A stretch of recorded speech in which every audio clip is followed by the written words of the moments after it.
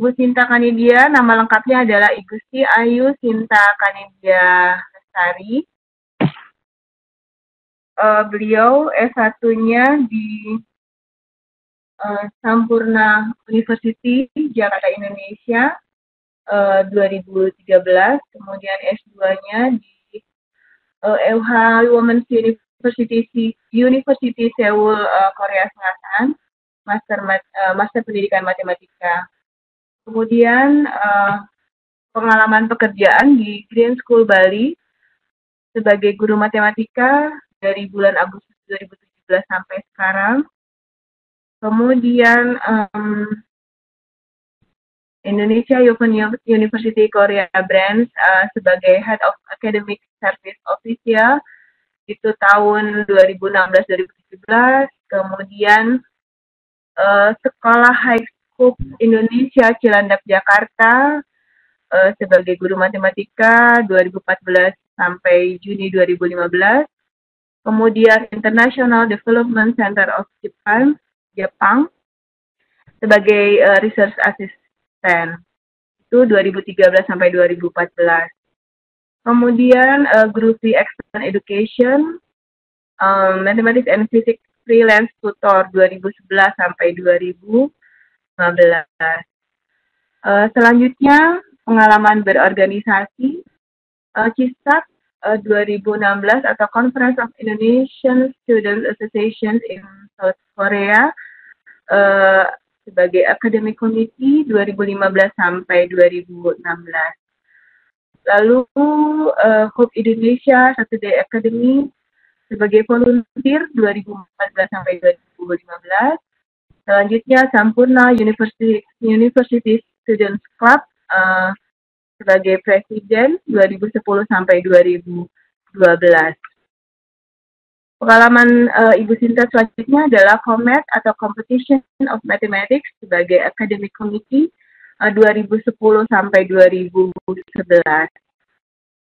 Kemudian pengalaman internship experience adalah Step Cultural Immersion in Seoul online konsultan 2015 sampai 2016, kemudian online library Rumah Belajar Internship 2013 Microsoft Indonesia Jakarta.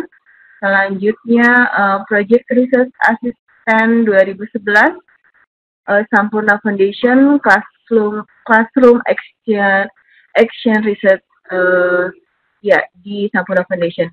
Kemudian masih Sampurna School of Education beliau di RBI Project Internship 2010. Selanjutnya penghargaan yang pernah diraih oleh Ibu Sinta adalah 2 years full board scholarship, kemudian 4 years full board scholarship juga itu 2009 sampai 2013. Kemudian third place for best more publication in the ASEAN Conference in Education 2012.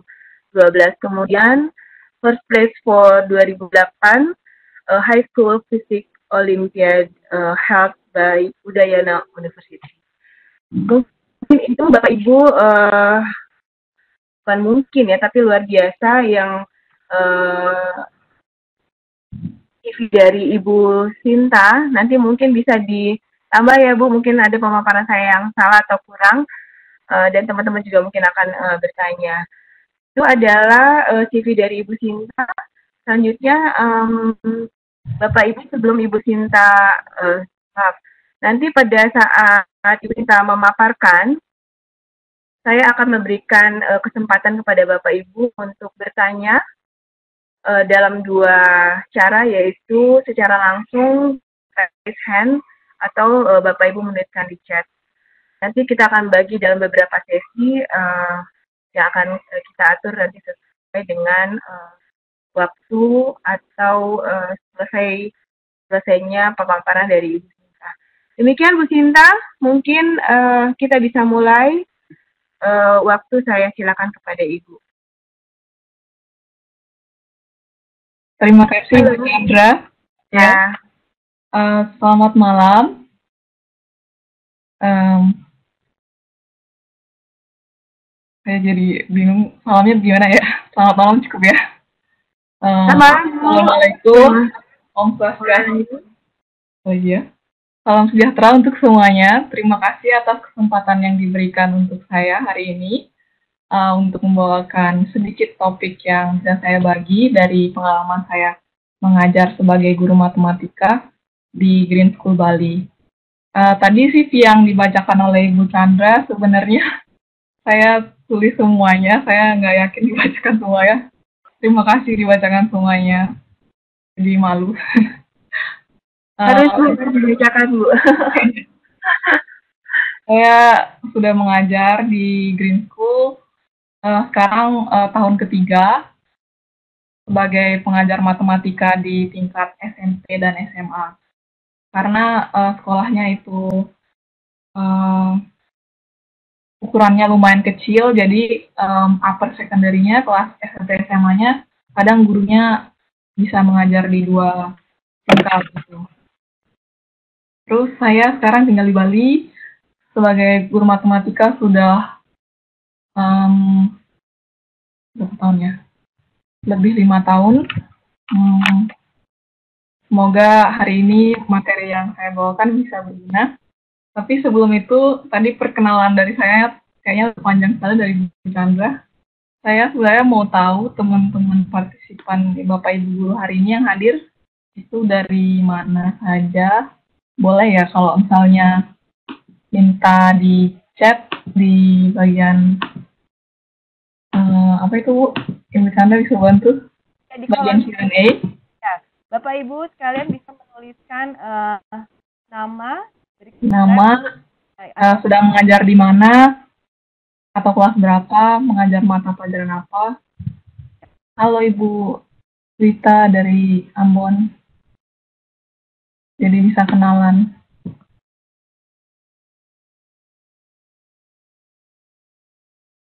Ya, tapi mungkin suaranya tidak bisa kita buka Bu, nanti pada sesi. Halo, saya lihat ya ada dari Ibu Ika dari Kasio.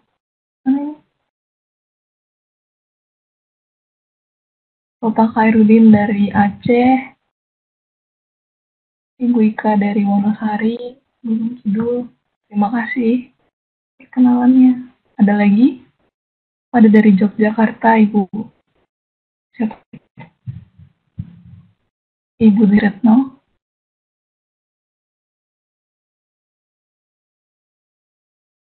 Oh, ada juga yang dari SMK ya? Ada, Bu. Ngajar mekanika. Ada yang dari Poso, dari Jakarta.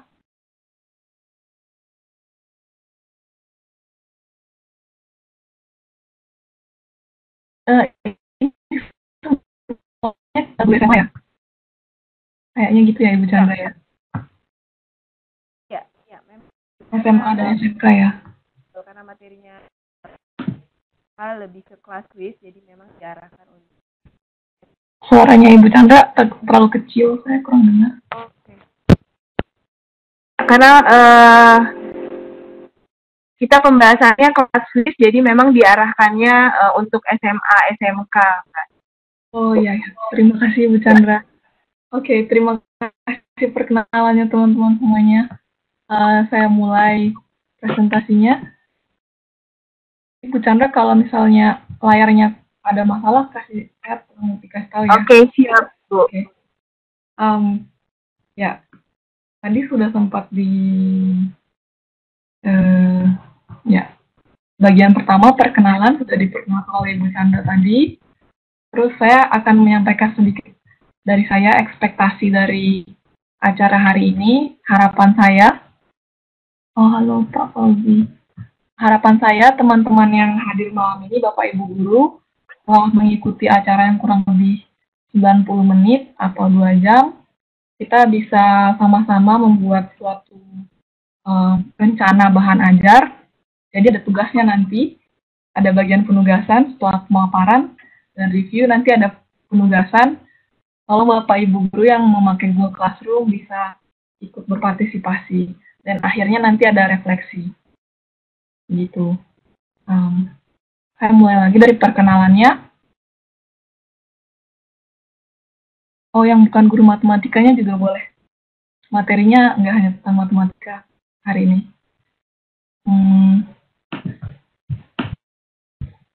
Ya, Green School Bali itu adalah sekolah, kalau di Indonesia disebutnya SPK, itu sekolah yang mana tidak hanya menggunakan kurikulum nasional, tapi juga menggunakan kurikulum lainnya. Dan kebetulan di Green School ini kita menggunakan kurikulum namanya Green School Way. Jadi yang ditekankan itu adalah pembelajaran untuk sustainability. Jadi makanya topik hari ini yang mau saya bagikan ke Bapak dan Ibu adalah mengenai Sustainability Compass. Kampus, maksudnya sekolahnya letaknya ada di Desa Sidangkaje di Ubud, sekitar 20 menit dari Ubud dan 30 menit di Kota Denpasar. Itu kalau lihat di gambarnya hampir ditutupi oleh pohon semuanya. Ini yang warnanya biru sekolah kita. Jadi kita sekolahnya 100% kayak terbarukan. Gitu. Ya, kita udah off grid sejak tahun lalu, tidak pakai listrik PLN lagi. Sebelumnya kayak sekitar 50% masih pakai PLN, tapi sekarang sudah bisa 100% pakai energi terbarukan. Dan ini semuanya kita melibatkan siswa-siswa saat mulai dari perencanaan sampai instalasi sampai sekarang. Misalnya ada proyek yang lain, tidak cuma solar panel, itu ada juga Vortex, ada energinya dari tenaga air dan lain-lainnya. Halo, ada yang mengajar bahasa Inggris juga. Selamat malam. Ya, jadi kalau dibilang sekolah alam, ya juga, tapi nggak cuma tentang alam gitu. Banyak proyek yang lain juga yang mereka kerjakan di sini. Jadi kurikulum kita beda dengan yang lain. Misalnya kalau Cambridge atau IB yang lainnya itu ada ujiannya, ada checkpoint, ada macam-macam yang harus disiapkan untuk lulus. Kalau kita project itu sudah bagian dari pembelajaran sehari-hari, jadi selalu ada project. Terus pelajarannya tematik, jadi nggak semuanya kayak subjeknya satu-satu gitu. Kadang matematika campur dengan sains, campur dengan olahraga, jadi banyak pelajaran yang integrasi. Terus untuk lulus di jenjang SMP dan SMA, mereka harus membuat presentasi tentang session project mereka, project yang mereka minati. Kalau di SMP itu boleh lebih general, lebih kayak apa yang mereka sukai, apa yang membuat mereka tertarik. Misalnya tentang pembuatan, ada salah satu anak contohnya yang dia itu mau membuat dupa, sarana sembahyang di agama Hindu yang bahan-bahannya tanpa bahan kimia. Seperti itu biasanya project anak SMP.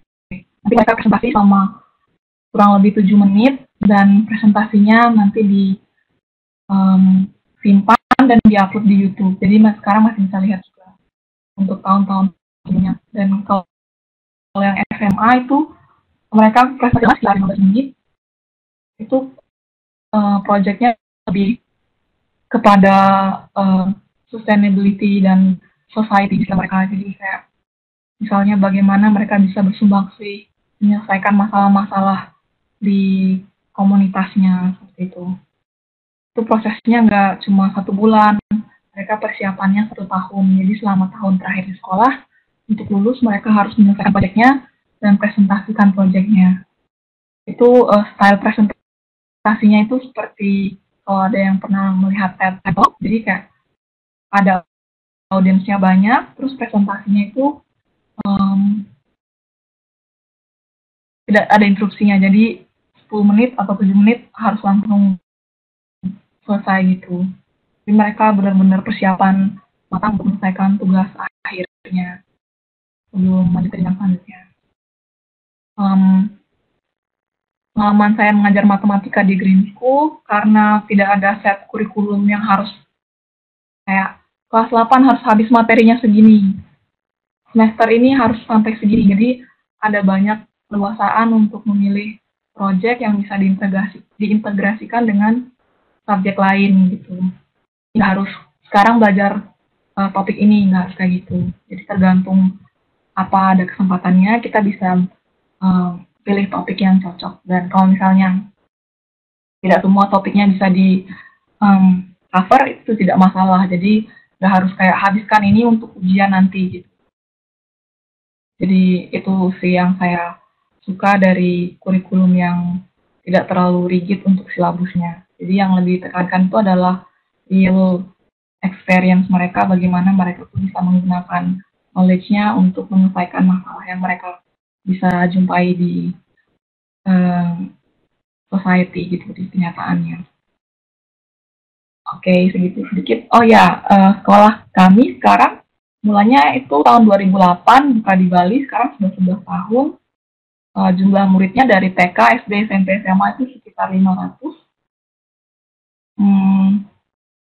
Kebanyakan dari banyak negara, jadi dari negara lain, paling dekat Australia, terus ada juga dari benua lain, Eropa banyak, dari Asia Timur, dari Asia Selatan, dari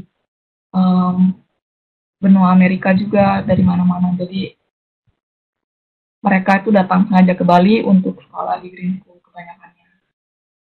Untuk sekarang tahun 2020 sudah buka lagi Green School di New Zealand, buka juga di Afrika Selatan, dan di Meksiko. Jadi sekarang Green School di ini ada 4. Yang pertama di Bali, terus ada 3 lagi yang baru yang sudah beroperasi.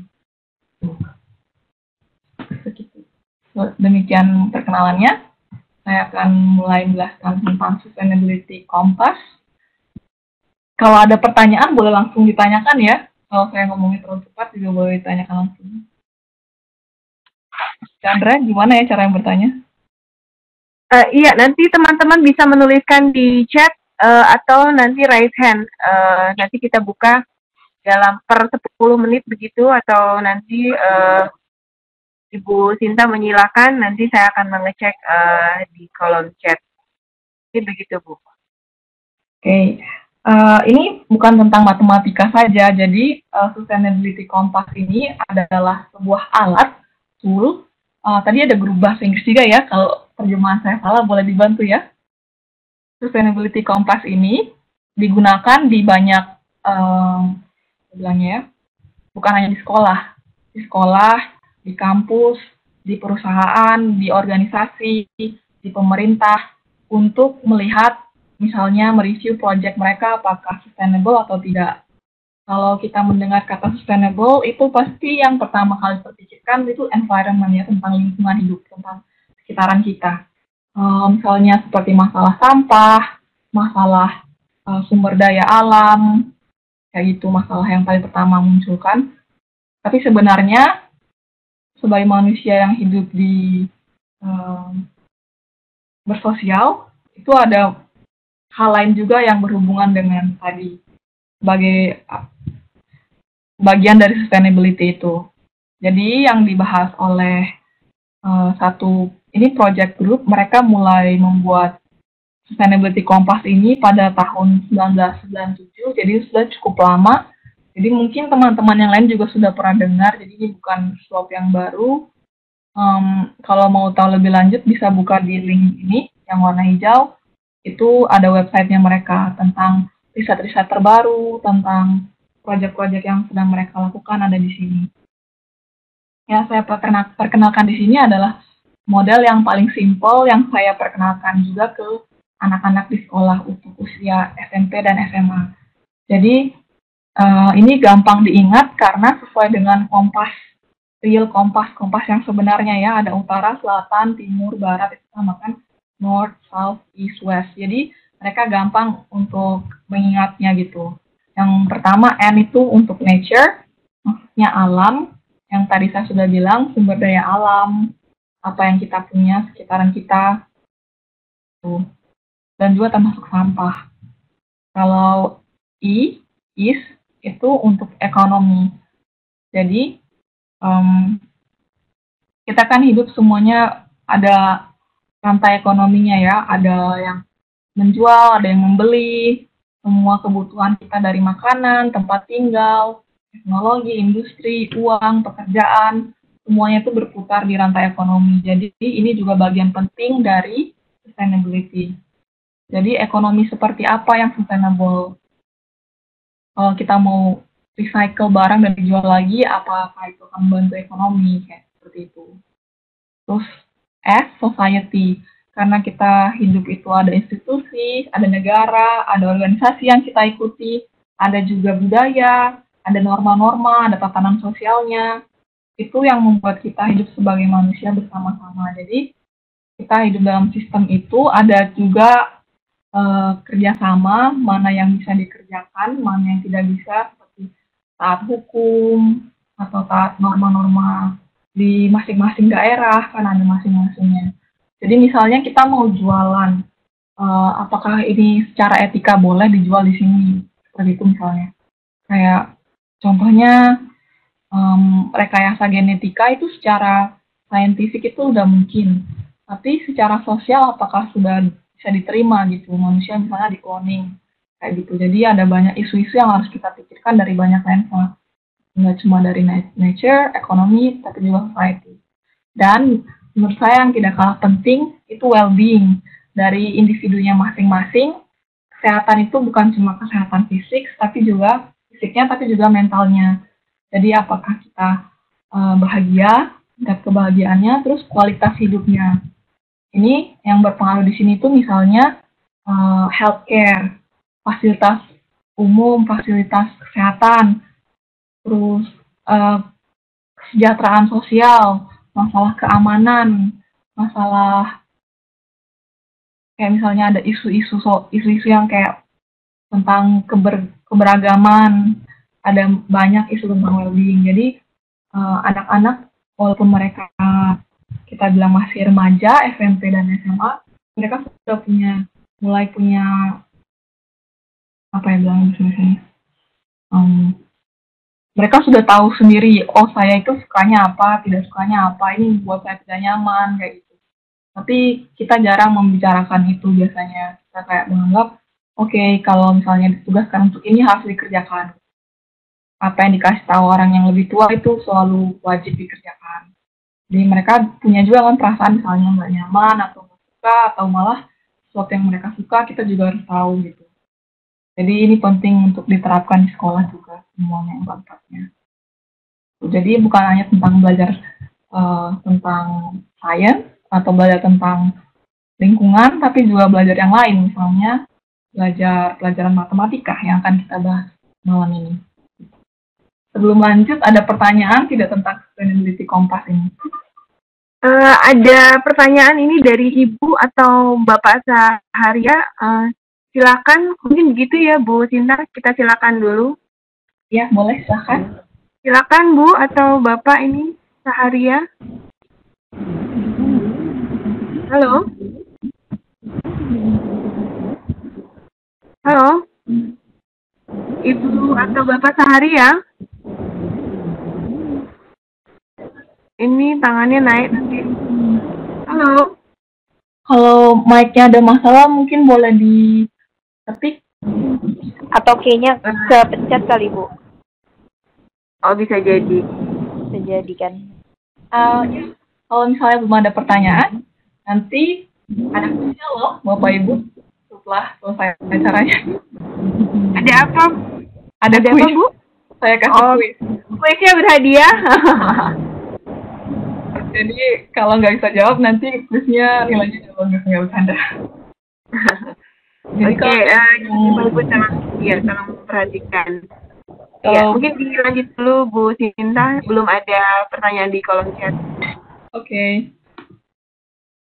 Ya, jadi pertanyaan yang akan kita jawab bersama-sama, bagaimana kita bisa menerapkan konsep sustainability kompas ini pada pembelajaran matematika khususnya di jenjang SMA ya, atau SMK. Saya ambil contoh yang di SMP sebenarnya karena mau memakai aktivitas kegiatan yang sudah pernah saya cobakan di kelas 8 SMP, itu mungkin bisa juga disesuaikan dengan materinya di SMP. Atau di pelajaran yang lain yang bukan pengampu matematika juga mungkin bisa di tipe-tipe data. Kita kembali ke pembahasan matematika di pelajaran statistika. Ini ada jenis-jenis data dibagi menjadi dua kategori yang besar, data kategorikal sama numerikal. Dari itu ada yang mau bantu kasih contoh?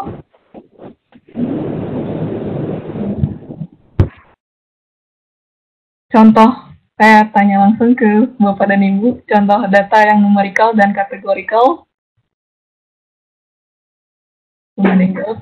Ada nilai siswa itu masuk mana? Apa masih menyimak Bapak dan Ibu? Nilai siswa itu masuk yang mana ya?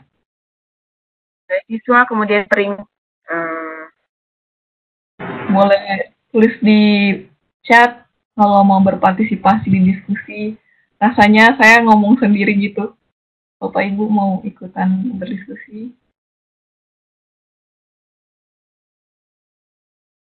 Oke, ini saya diskusi dengan Ibu Chandra dulu ya. Menurut Ibu Chandra yang mana ya kalau nilai siswa? Kita tunggu aja dulu teman-teman mengisi di chat. Kalau saya nanti kita jadi bisa berdua ini. Ayo Bapak Ibu silakan dituliskan. Jadi pertanyaannya apa Bu tadi? Contoh ya? Boleh contoh jenis data ya. Ya, silakan Bapak Ibu berpartisipasi. Saya kasih contoh deh yang biasanya di soal matematika, tinggi badan, berat badan, ukuran sepatu. Ini sudah ada di kolom chat. Terima kasih. Ya, jenis kelamin laki-laki perempuan itu masuk apa ya?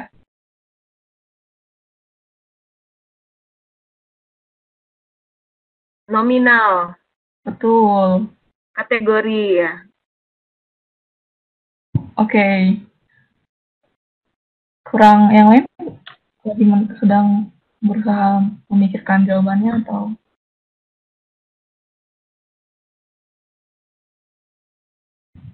Oke, terima kasih Bu Pinta. Saya bantu kasih contohnya kalau begitu.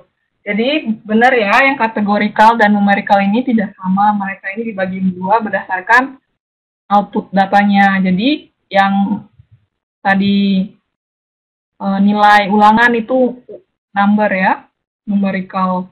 Terus jenis kelamin itu kategorikal karena itu hasilnya kualitatif. Yang ini kuantitatif. Tapi itu di dalamnya juga ada lagi bedanya, discrete sama continuous. Bedanya apa ya?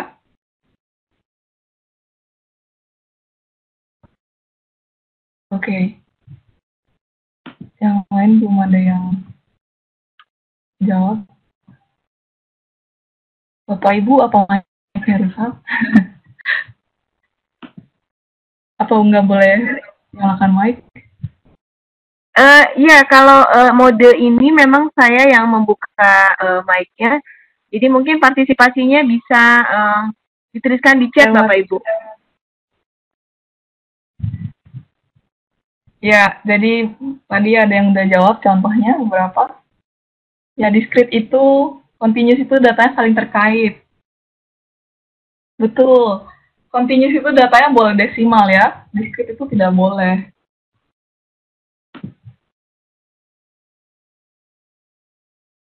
Ya, kita boleh bikin definisi sendiri. Asal bisa bedakan. Ya, jumlah penduduk ya. Masa ada 1,5 orang gitu. 1,5 orang kan tidak bisa ya. Itu datanya discrete. Bilangan bulat ya. Betul. Terima kasih Bapak Putu dan Ibu Indrawati. Ya, continue itu yang seperti aliran sungai ya, tidak putus-putus. Misalnya tinggi badan itu boleh desimal, boleh. Berat badan juga boleh. Apa lagi? Oke, kalau yang ordinal dan nominal bedanya apa ya? Sepertinya kalau yang numerikal lumayan jelas. Ayo kita bahas yang kategorikal, bedanya nominal dan ordinal apa ya? Tadi Ibu Pinta kasih contoh yang nominal itu perempuan dan laki-laki. Kalau yang ordinal itu yang kayak gimana ya contohnya? Mungkin peringkat rendah, sedang, tinggi. Tuh, misalnya kalau ditanya di angket kuesioner gitu, Bapak suka atau tidak suka? Ibu, menurut Ibu ini bagus atau tidak bagus, kurang bagus. Dikasih nilai bintangnya 4, 5, atau bintangnya 3 itu. Kan beda-beda outputnya, itu ordinal. Jadi ada banyak jenis data ya. Ya, betul. Likert scale itu adalah ordinal. Kalau kayak gini diskusinya saya senang jadinya. Saya nggak ngomong sendiri gitu ya. Terima kasih Bapak dan Ibu. Sepertinya semuanya sudah jelas apa yang saya maksud. Ini kan paling penting mengetahui jenis-jenis data dulu sebelum mereka bisa dari datanya. Dan nanti bisa mempresentasi datanya dalam bentuk tabel atau grafik atau representasi lainnya. Jadi hari ini yang kita mau pelajari dulu adalah bagaimana mencari datanya. Jadi kita sama-sama akan membuat pertanyaan untuk mencari data-data ini.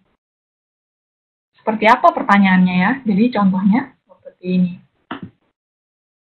Nah, ini ada contoh pertanyaan yang dibuat oleh anak-anak SMP. Mereka mau buat pertanyaan dengan kompas tadi. Jadi mereka berpikir, untuk N saya mau tanya apa ya? Hal-hal yang sederhana aja. Misalnya mereka mau bikin survei tentang mereka makan siangnya dari mana ya? Gitu. Dia beli di kantin, bawa dari rumah, atau beli di jalan gitu. Misalnya. Itu termasuk nature. Terus ekonomi. Misalnya pertanyaannya, berapa biaya pulsa yang mereka habiskan untuk sebulan?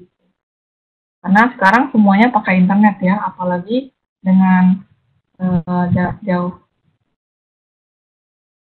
Dengan pembelajaran jarak jauh, jadi sudah mulai belajar tentang ekonomi juga.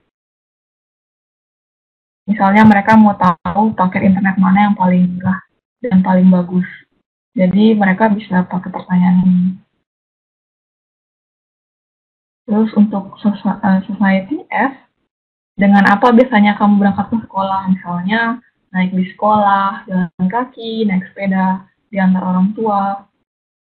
Ada banyak kan itu, jadi jenisnya apa? Kalau yang ini di mana, ini datanya apa berarti dia? Datanya jenisnya apa tadi? Saya lupa. Itu data nominal. Berapa biayanya itu rupiah kan? Uang itu jenis datanya nominal yang continuous. Pakai apa berangkat sekolahnya itu bisa juga datanya nominal.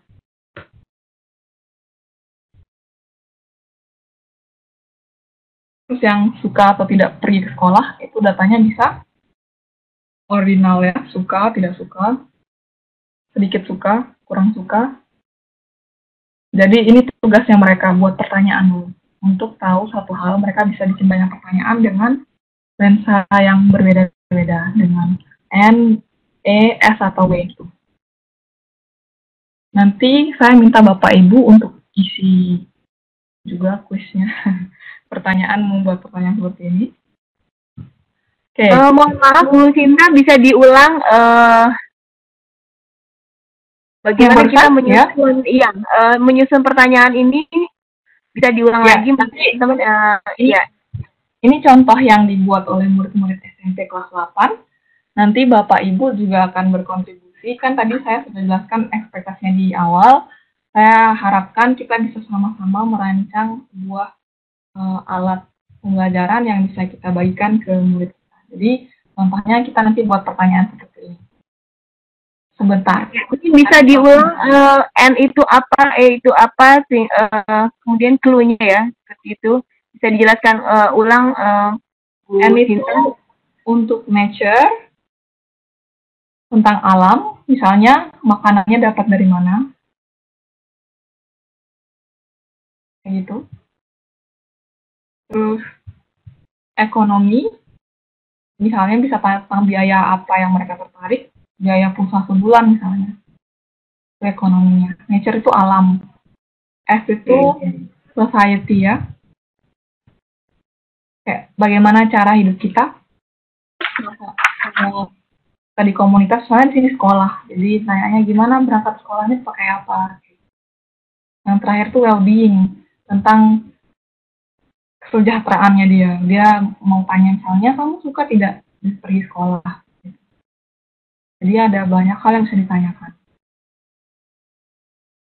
Nah ini nanti jawabannya kan beda-beda. Misalnya di mana, ini datanya apa? Ordinal. Ini tanya biaya, berarti harganya nanti rupiah kan? Itu data nominal. Jadi nanti mereka punya banyak jenis data setelah mereka dapat jawabannya dari survei ini. Apakah pertanyaannya ini harus konteksnya sama atau gimana, Bu? Ini contoh ya. Kalau yang teman-teman buat, nanti saya kasih instruksinya lagi. Sebentar dulu. Ini contohnya. Contohnya sudah jelas? Ya, baik Bapak Ibu. Mungkin ini apa ya?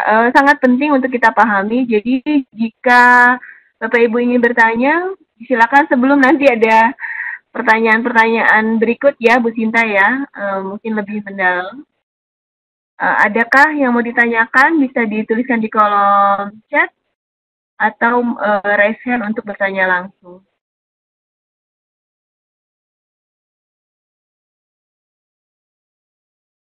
Kayaknya tidak perlu dicatat pertanyaan ini, nanti kan bisa dilihat lagi di slide-nya. Ya mungkin berkaitan dengan itu kompasnya itu, Bu, bukan jenis pertanyaannya sih sebenarnya. Kompasnya apakah sudah dipahami?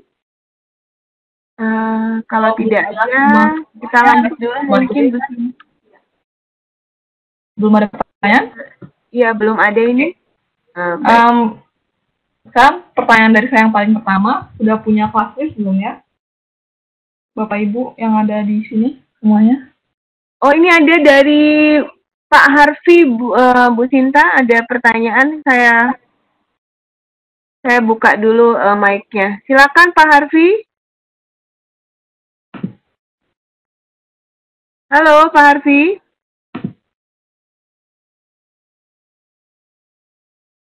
Pak Harfi. Apakah mendengar suara saya? Kita pindah dulu ke Ibu Ika. Halo Bu Ika. Halo. Halo. Ibu Ika. Ya Bu Ika. Silakan jika ada yang ditanyakan Bu. Iya, makasih Bu Chandra dan Mbak Pinta. Sama-sama Bu Ika. Selamat malam Bu Cynthia. Selamat malam. Seneng banget bisa ikut acara ini ya. Akhirnya sempet gabung. Nyesel rasanya nggak dari kemarin. Alhamdulillah. Silakan Bu. Iya. Ini saya masih agak bingung dengan konsep 4 kompas ini ya. Karena tadi saya nyambi ngetik apa nih tadi, ada kayak apa ya dari kasih tadi ada link-link apa itu, saya nyoba ngetik itu tadi. Ini ada NESW, ini apakah saling terkait? Kemudian nanti pelaksanaannya itu seperti apa? Apakah ini itu konsep sustainability ini tuh harus apa ya? Harus diterapkan di setiap proyek di sekolahan ini atau bagaimana? Karena kalau saya simak dari tadi, sepertinya memang sekolahan ini beda dengan sekolahan-sekolahan yang lain. Kemudian pelaksanaannya itu seperti apa nanti dalam konsep ini dalam pembelajaran matematika? Itu aja dulu Bu Cynthia, terima kasih. Terima kasih pertanyaannya. Ibu Ika ya tadi, terima kasih Ibu. Tadi pertanyaan pertama, apakah mereka saling terkait? Jawabannya iya. Jadi kalau misalnya pertanyaan pertama saya, di mana kamu mendapatkan makan siangmu? Jadi jawabannya itu bisa juga mengenai ekonomi sebenarnya, mereka beli atau buat.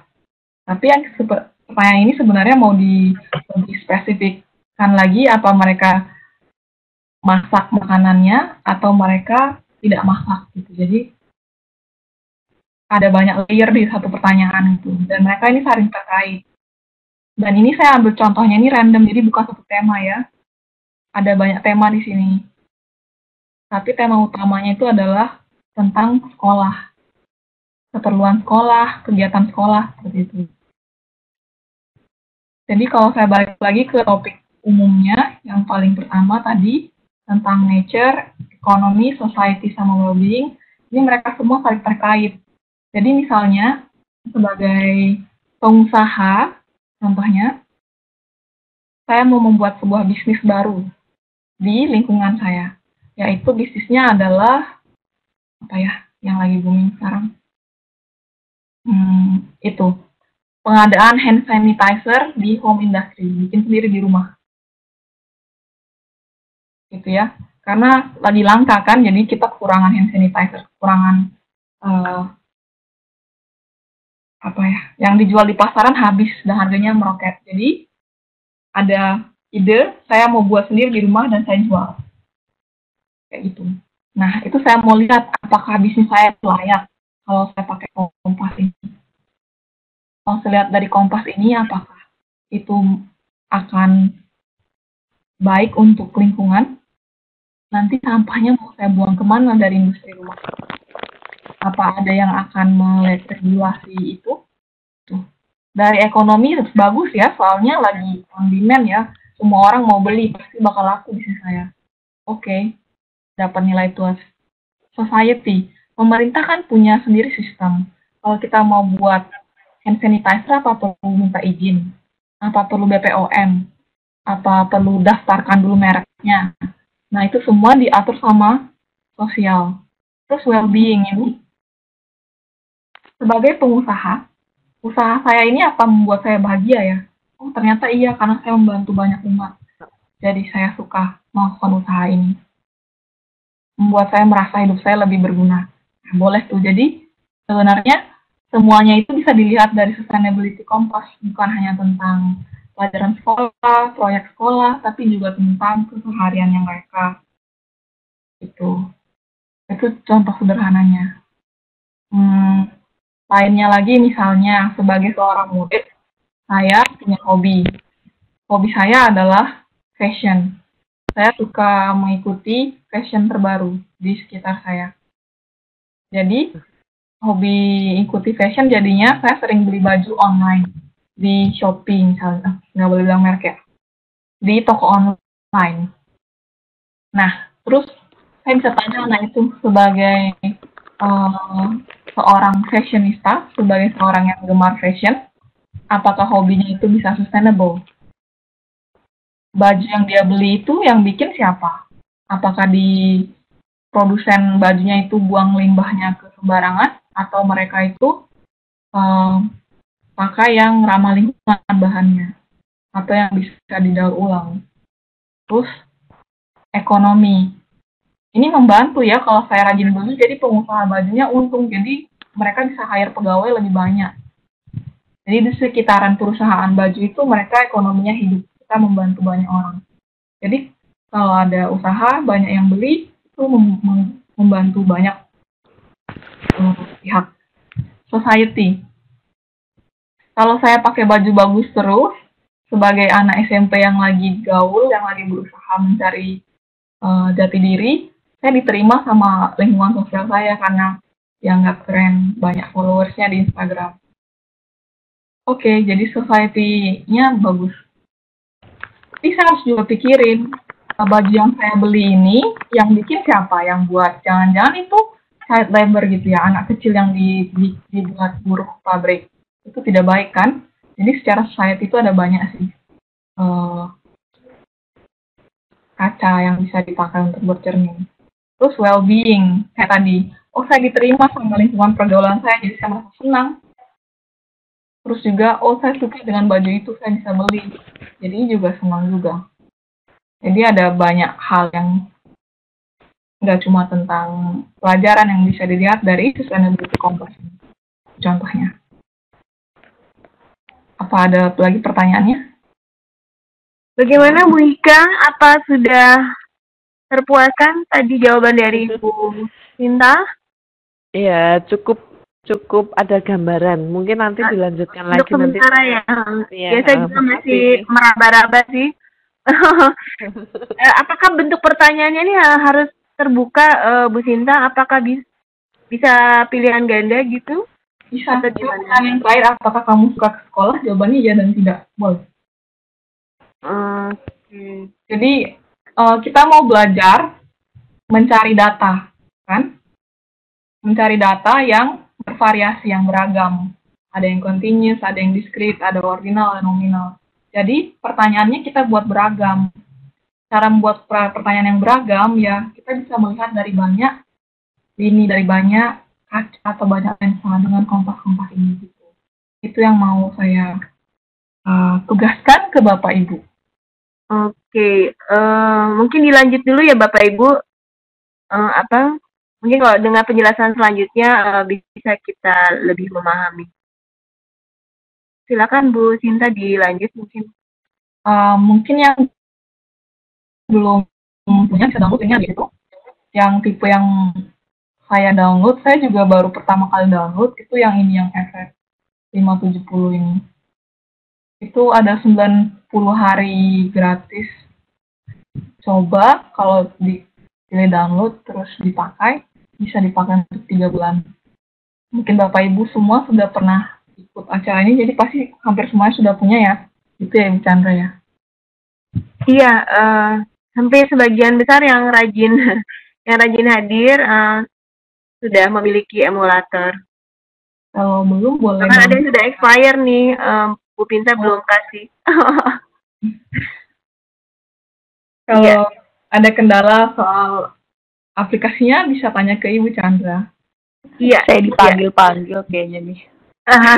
Iya, soalnya banyak yang komplain itu pada expire, Bu Pinta. Nah, kemarin saya sebelum menyiapkan materi ini, kita kan sedang belajar statistika. Saya nonton di YouTube channelnya Learning Community Scientific Calculator ini, ada banyak materi yang sudah dibagikan. Ini kan sudah minggu ke-30 ya sekarang, jadi ada banyak video. Mungkin Bapak Ibu yang ketinggalan topik-topik sebelumnya bisa cek di YouTube channelnya ini, dan bisa nonton lagi yang sudah lewat. Materinya sangat menarik, pemaparannya menurut saya sangat jelas. Jadi kalau Bapak Ibu sudah pernah ikut yang ke-30 ini, kita tidak ulang lagi dari awal gitu. Jangan lupa subscribe, pesan sponsor.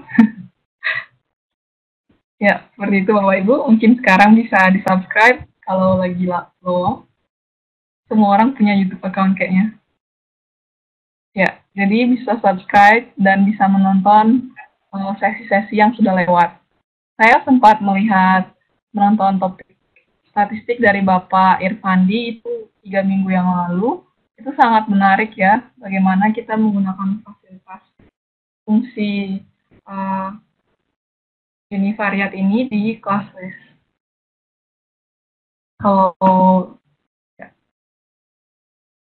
sudah jelas cara pakainya, kita bisa lanjut ke tugas di Google Classroom. Kalau sempat selesai hari ini, kita bisa pakai emulatornya juga untuk menyelesaikan tugasnya. Yang pertama, Bapak Ibu, kalau punya Google Classroom bisa join di sini. Ini kode Classroom-nya.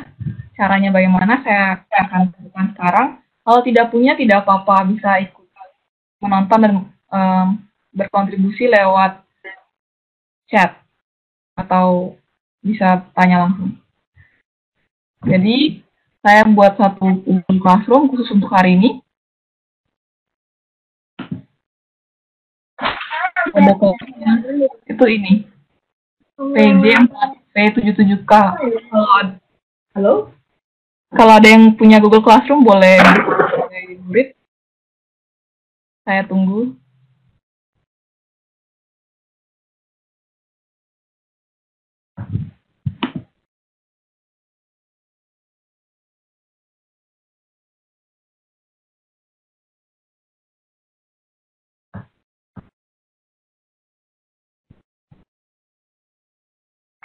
paling tidak ada 1-2 orang jadi murid di Google Classroom supaya saya bisa lanjut aktivitasnya. Apa ini, saya juga menonton video sebelumnya minggu lalu, itu sudah dijelaskan dengan pemaparannya sangat jelas gitu, tentang cara pakai Google Classroom, cara membuat tugas di Google Classroom. Kalau Bapak Ibu sempat ikut.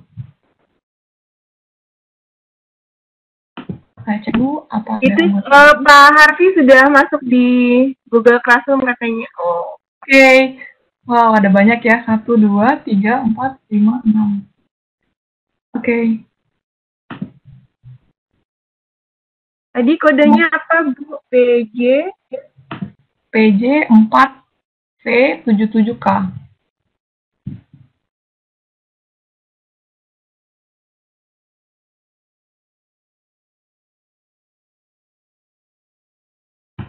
Sudah? Oke, kita bisa lanjut ya. Kalau yang ketinggalan boleh lanjut.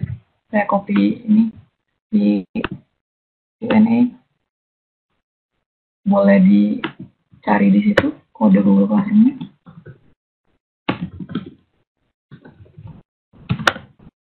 Oke, lanjut ke Google Classroom. Oke, makin banyak ya. Wow, banyak. 1, 2, 3, 4. Oke, tugas pertama adalah, itu udah ada ya, apakah Bapak Ibu sudah mengunduh Classwiz? Jawabannya baru 3 orang yang menjawab. Tolong jawab ya, saya mau lihat.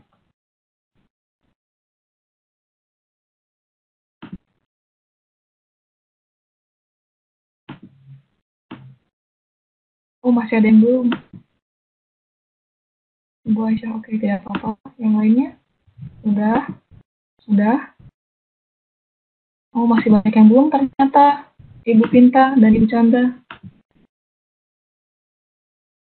Bisa dibantu mungkin nanti. siap.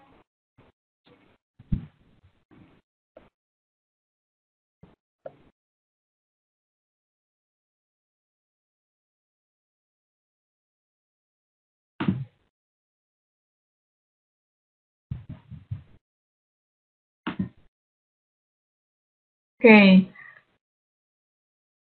Masih 5 orang lagi yang jawab. Tolong dijawab dulu ya. Iya, tadi ada yang sudah melaporkan jaringannya tidak mendukung untuk mendownload emulator.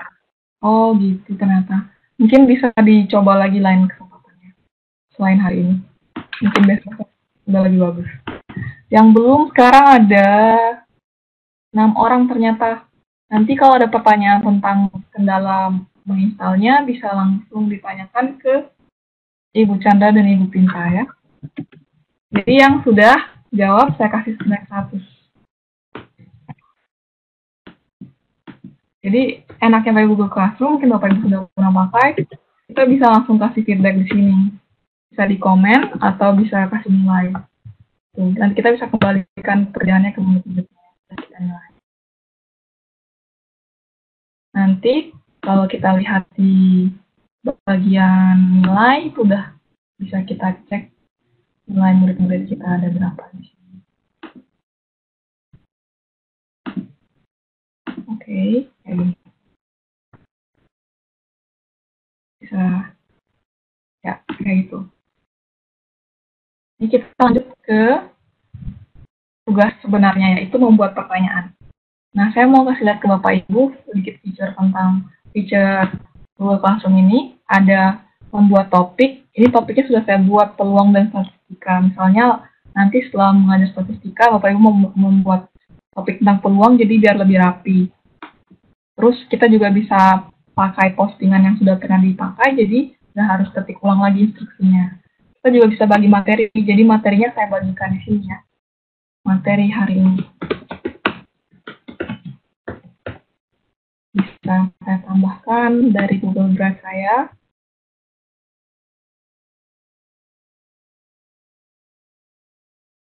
Oke, ini dia. Yes,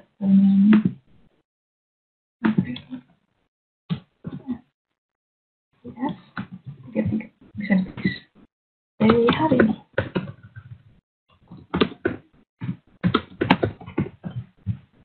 dibagikan di sini. Topiknya itu di topik statistika, terus semua orang bisa lihat, dibagikan. Nanti Bapak Ibu bisa cek lagi setelah sesi ini, bisa cek di sini materinya. Kalau ada pertanyaan bisa lihat di komen. Bisa ditulis di komen. Terus yang mau kita buat adalah tugas. Tapi tugas yang kita mau buat adalah membuat pertanyaan kan, jadi kita bisa bertanya saja. Jawabannya ada kayak seperti tadi yang sudah belum itu pilihan ganda. Yang hari ini saya mau buat Bapak Ibu adalah jawaban singkat. Pertanyaannya adalah buatlah pertanyaan dengan sustainability compass. Buatlah satu pertanyaan dan kaitkan dengan sustainability compass.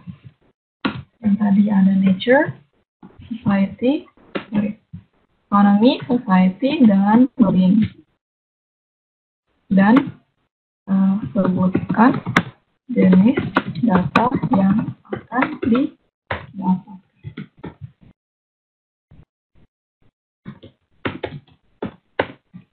Tugasnya.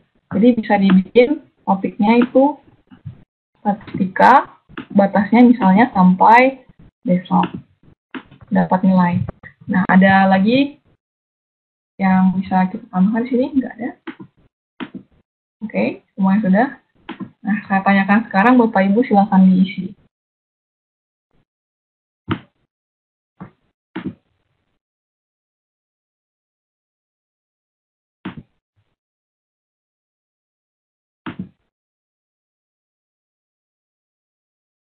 Kalau ada yang tidak ada di Google Classroom, bisa tulis di Q&A, nanti saya yang kopikan di sini.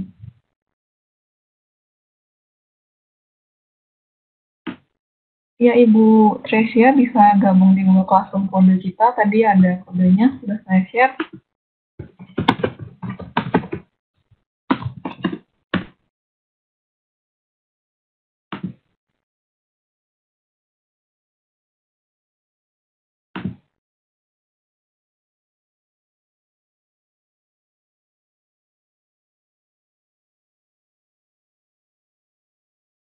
Belum ada yang tulis pertanyaannya.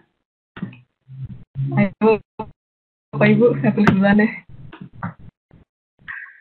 Masih bingung-bingung, Bu Sinta. Jadi nggak harus sebagai murid ya, tentang apa aja boleh tanyakan.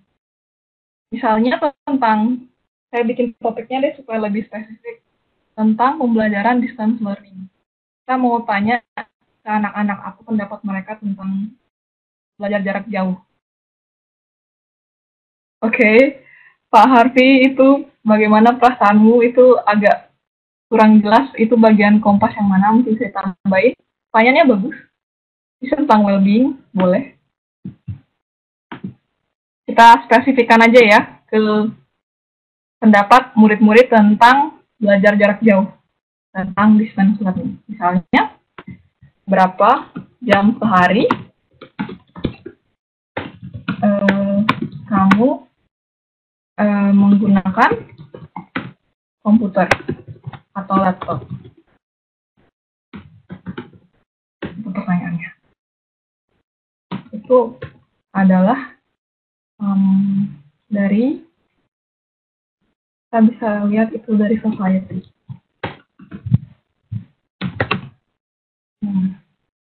Dan itu jenis datanya nanti karena jam bisa continuous data. Gitu.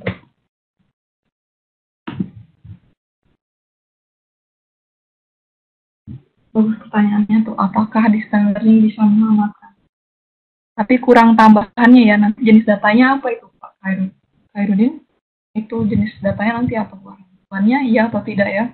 Jadi itu termasuk jenis data apa?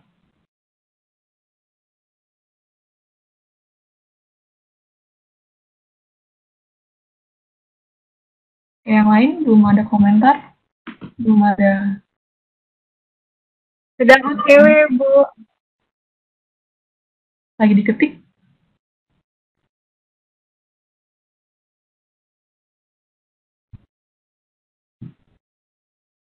Oh, bagaimana dapat masker? Bisa beli online, bisa. Apalagi jawabannya itu? Beli di Indomaret? Beli di toko sebelah rumah? Ada yang minta di saudara yang kerja di rumah sakit? Masih bisa ya sekarang? Nggak bisa ya. Tolong buat pertanyaannya sama ininya ya. Ini nature apa society atau apa? Apakah distance learning bisa menyelamatkan lingkungan? Kalau jawabannya iya atau tidak untuk pakai student, itu jenis datanya bukan continuous ya.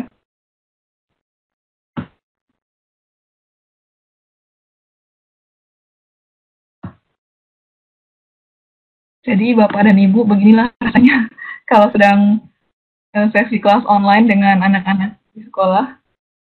Refresh terus Google Classroom untuk baca komentar mereka. Ya, benar Ibu Cinta. Itu nominal. Bagus ya pertanyaannya.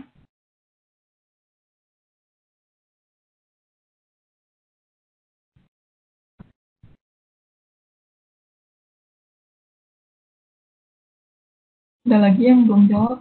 Mau jawab? Ibu Chandra, waktu kita berapa menit lagi ya? Kita sampai pukul 21, Bu Cinta. Pukul 21 WIB. Jam 10, oh ya jam 10 WIB. Oke. Saya di Wita soalnya. Saya lupa, saya pikir udah lewat jam 9. Masih ada waktu ya berarti? Jadi masih sekaligus dengan ini ya, kategorinya ya. Iya, betul. Dengan kategori datanya. Jenis datanya.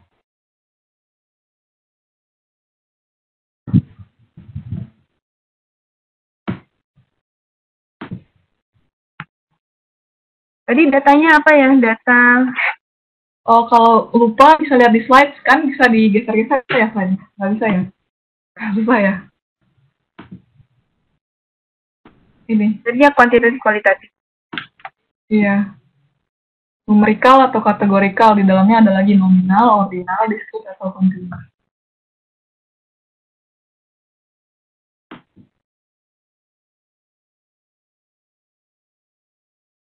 Ya, betul. Bu Pinta banyak banget buat pertanyaan. Terima kasih banyak.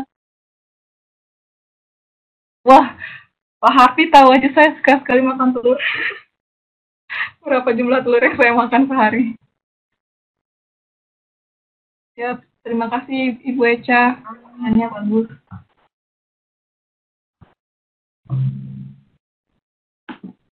Jadi, saya bisa juga langsung kasih komen di sini. Saya bisa balas juga di sini. Ya, pertanyaannya bagus. Berapa nilai ulangan itu numerikal? Dari sisi ekonomi, nilai ulangan matematika. Mungkin ya, soalnya kalau nanti nilainya tinggi mungkin dapat hadiah ya. Bisa juga Ibu Aisyah. Ini berarti siswa lain bisa melihat jawaban kita ya, Bu? Iya, bisa komentar juga. Tapi apakah itu nanti nggak dicontek sama teman-teman lain yang belum kirim ya?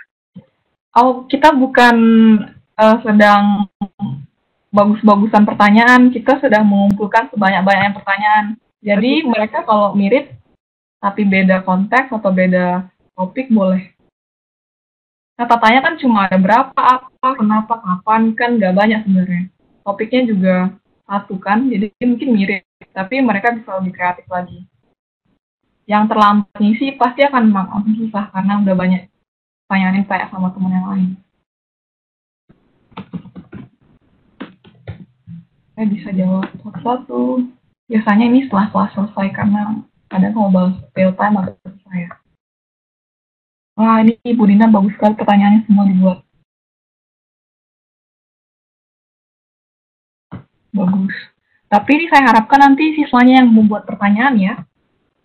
Nah, setelah itu, setelah pertanyaannya semua terkumpul, ini nanti kita buat sama-sama Google Form-nya. Misalnya ini tentang angket tentang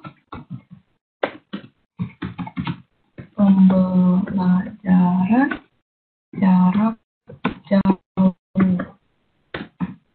Terus kita bikin pertanyaannya, kita ambil beberapa aja ya. Ini bagus pertanyaannya, saya copy. Maaf ya, saya pilih-pilih. Ini jawabannya kita bisa bikin Likert 1 sampai 5. Kita bisa kasih label 1, tidak suka, 2, 5, sangat suka. Wajib isi. Kita bisa tambahin lagi pertanyaan kedua. Bapak Ibu sudah ada yang pernah pakai Google Form ini? Iya, sudah. Oke, ini bisa dibuat versi kuis juga ya? Sudah pernah ada. Ya. Jadi bisa dibikin settingnya, bisa dibikin jenisnya kuis. Kalau kuis nanti bisa dapat nilai. Tapi kalau ini kan nanti kita cuma mau lihat responnya. Nanti respon ini bisa keluar langsung tabelnya.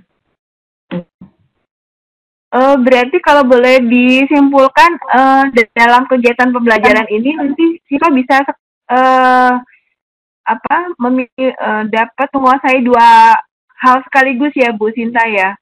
Iya, mereka paham tentang kompas ini ya, sekaligus yang dikaitkan dengan kompas tadi, dan mereka bisa mencari data sendiri. Jadi ini data primer yang mereka punya nanti. Bukan kita yang kasih data, oh kamu hitung mean median mode, saya kasih data nih. Kalau buat tabelnya nih saya buat diagram lingkarannya saya kasih data tabelnya. Jadi mereka harus tahu sendiri dulu jenis-jenis data, buat pertanyaan angket sendiri, habis itu tanya, bikin survei, mereka bikin email, tanya ke misalnya kelas lain atau tingkat lain, nanti dapat responnya, baru dapat data mentahnya, baru mereka bisa olah datanya jadi data. Jadi misalnya jadi grafiknya bisa macam-macam kan, tergantung jenis pertanyaannya. Kalau baik. Ya. Apakah setiap pertanyaan itu bisa diklasifikasi dalam jenis-jenis data itu, Bu? Ada tidak misalnya pertanyaan yang tidak bisa kita klasifikasikan seperti ini? Coba kita lihat dari jawaban teman-teman.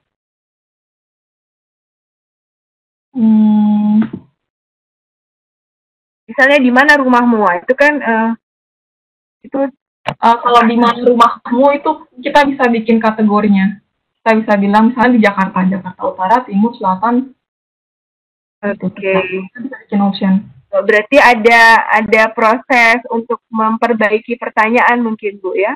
Iya, jadi ini kita brainstorming dulu, kumpulkan sebanyak pertanyaan, kita pilih yang paling kita mau tanyakan, terus kita bisa kasih pilihannya kayak tadi, bagaimana perasaannya, saya kasih pilihan 1 sampai 5 kan, gitu.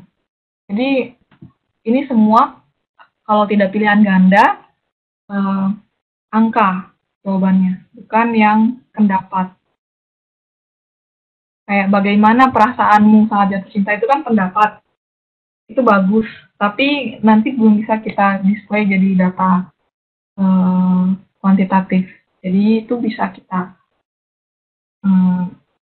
tapi dibikin dibikin 1 sampai 5 ini, gitu. Baik, apakah ini Bu, misalnya untuk satu konteks tertentu begitu, kemudian pertanyaannya itu bukan hanya satu, tapi untuk yang alam atau nature itu ada beberapa pertanyaan gitu.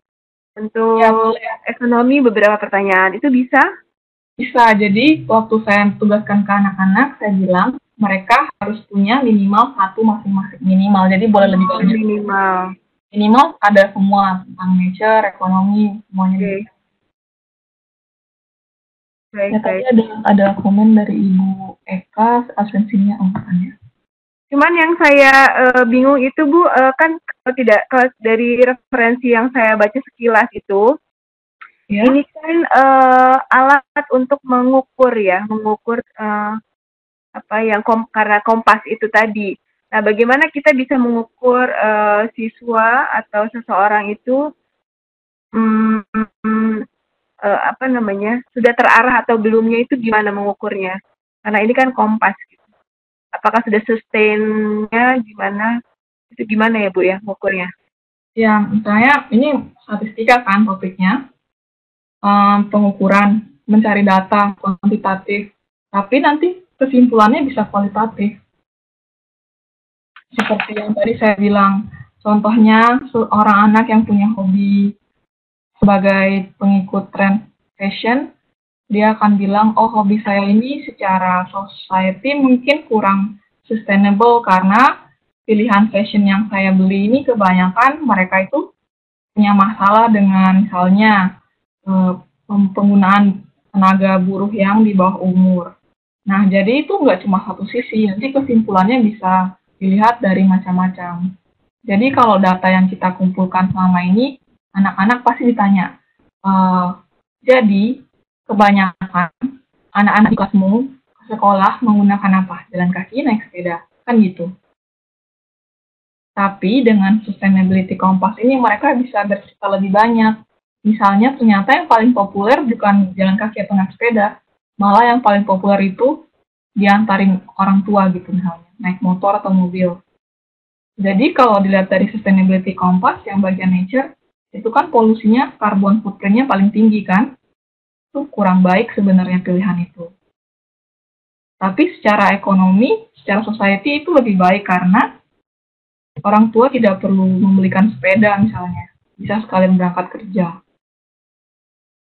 Kalau boleh, jika ada, kalau boleh nih ya, kalau memang ada contoh kelas yang sudah jadi gitu Bu, kemudian apa supaya kita tidak, karena ini waktu juga, kalau memang ada contoh kelas yang sudah jadi, kemudian ada analisisnya dari hasil pekerjaan siswa itu, bolehkah?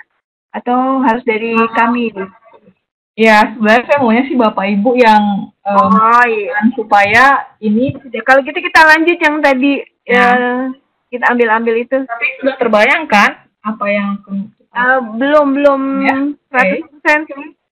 Jadi ini ada satu pertanyaan, saya mau buat satu pertanyaan lagi ya yang saya pilih dari Bapak dan Ibu. Saya baca dulu. Sebenarnya kalau kayak gini harusnya bukan gurunya yang ambil ya. Di kelas kita konsensus sama-sama pertanyaan mana yang bagus kira-kira, atau pertanyaan mana yang bisa diperbaiki supaya lebih menggambarkan apa yang mau kita cari tahu gitu.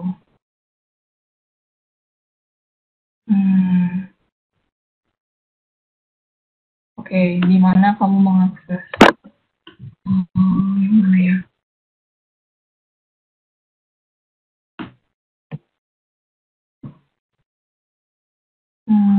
Nggak ada yang jawabannya yang nominal, nggak ada ya. Pertanyaan nominal. Jumlah telur. Coba saya refresh dulu. Belum ada yang bikin pertanyaan nominal ya. Kalau nggak ada, saya pakai pesan saya ya, berapa lama. Berapa lama tadi yang itu.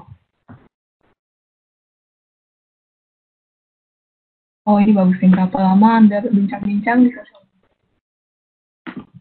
Jadi supaya ada original, ada ini juga. Oke. Dalam jam.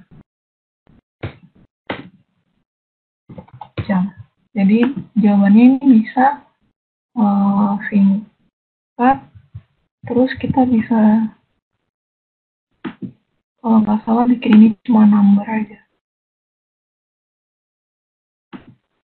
Mana sih pilihannya? Mungkin bisa pakai rentang di bawah sekian jam. Saya mau yang nominal, mau yang angka. Oke, tapi kalau nggak, saya nggak biasa pakai bahasa Indonesia. Gimana ya? Oke. Nah, Pak, ini aja ya, 2 pertanyaan ini. Nanti saya mau kirim ke kelas. Oke, salin.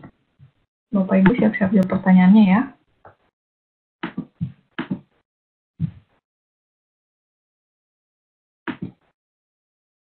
Tugas kelas. Biasanya anak-anak bukan buat di tugas, mereka buat di forum ini, mereka bagikan teman-teman tolong isi angket saya ya. Jadi mereka masing-masing grup tuh bikin angket beda-beda, nggak cuma tentang satu topik. Judulnya apa tadi? Angket. Kita tambah kali.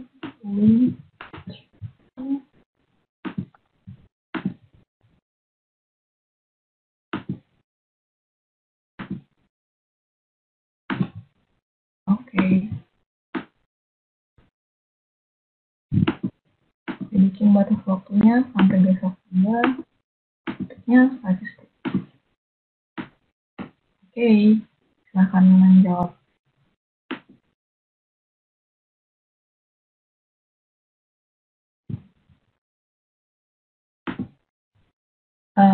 Bapak Ibu tolong boleh dijawab ya, saya mau lihat responnya.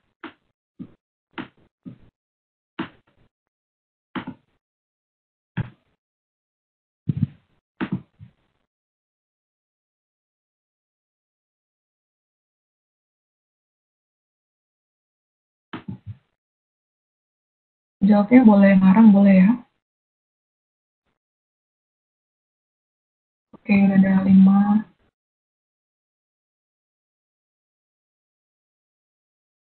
Oke. Enaknya dengan ini, kalau mereka pakai Google Form, langsung dibuatkan, harusnya jangan diisi jam ya, 5 aja gitu. Ini nggak enaknya sih, kita nggak bisa batasi, jawabannya harus angka aja. Jadi 5 sama 5 jam ini jadi beda, kategori hasilnya sama.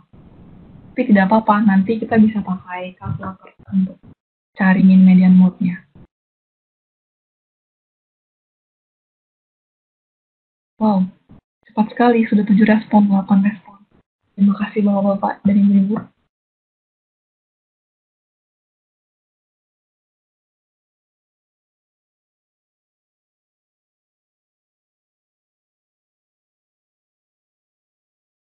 Respon. Grupnya ada berapa?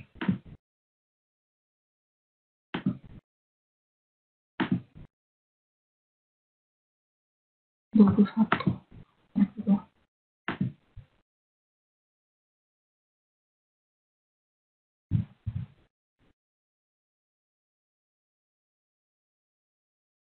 11.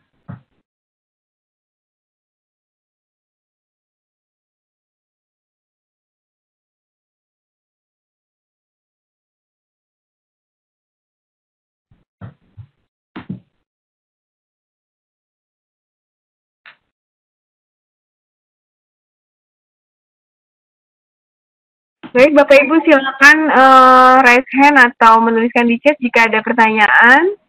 Waktu kita tersisa 25 menit lagi dalam kegiatan malam ini. Kita sudah hampir selesai. Sekarang saya rasa kita bisa pause sekarang. Yang kayak ada beberapa yang isi.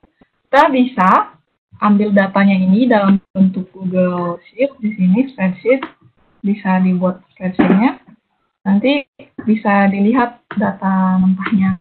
Kalau misalnya untuk pembelajaran selanjutnya adalah display data, ini kan dibuatkan diagram batang. Misalnya tidak cocok dengan apa yang kita mau, kita maunya dibuat ini dalam bentuk diagram lingkaran. Jadi kita perlu data mentahnya di sini. Nanti kita bisa ambil datanya dari sebelah sini. Tinggal nyalakan ini, buka loading. Sambil loading, tidak apa-apa. Misalnya nanti kita mau ubah ini ke pie chart, bentuk diagram lingkaran, nanti saja. Yang ini dulu, nah. Kita mau tahu rata-rata berapa jam, misalnya anak-anak menggunakan waktunya untuk berbincang-bincang dengan teman di sosial media. Itu mereka bisa hitung dengan manual, ditambah lalu dibagi jumlahnya. setelah belajar tentang materi yang terlebih dahulu, atau seperti yang Bapak Ibu sudah pelajari di minggu sebelumnya, kita bisa pakai kalkulator. Mungkin bisa dicoba dulu sebelum saya coba di sini.